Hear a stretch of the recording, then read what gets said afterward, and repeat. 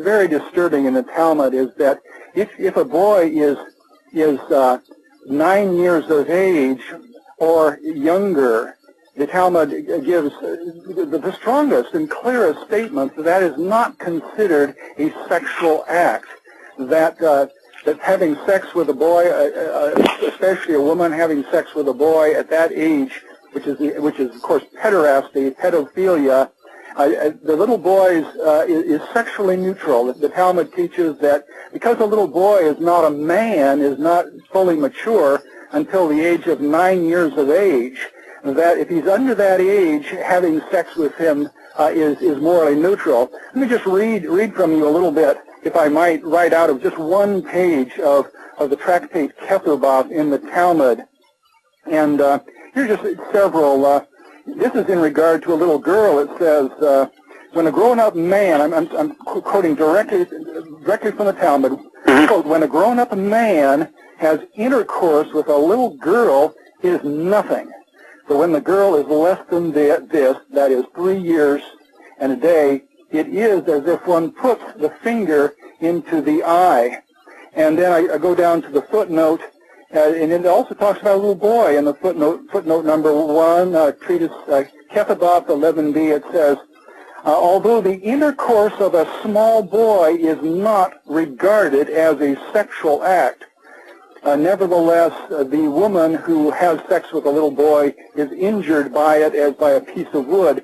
What they're talking about there is they're discussing the possibility that even though it's not a sexual act, even though it has no moral implications, and the little boy is morally neutral, unable to throw guilt upon the woman, nevertheless, this isn't quite right.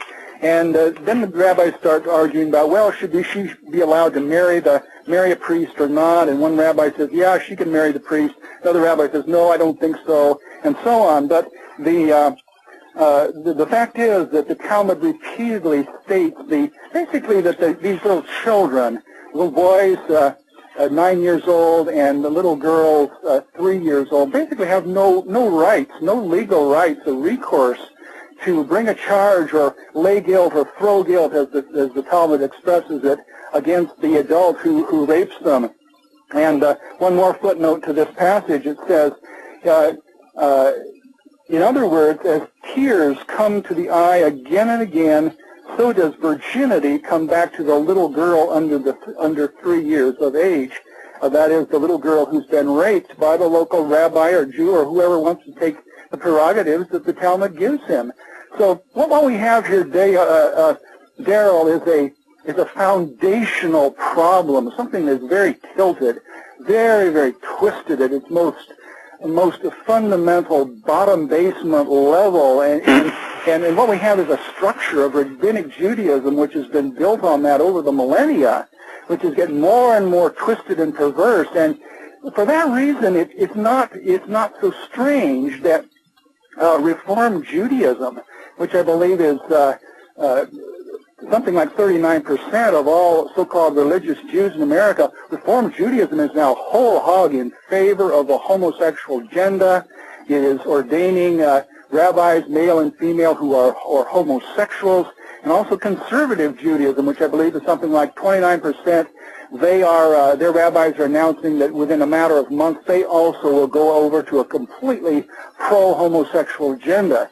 Now, the Orthodox Judaism, which is considered, Torah-observing Jews, and we have this image of the Orthodox Jews as clutching the Old Testament to his breast, following the laws of Moses. That's not really true. They follow the Talmudic rabbis.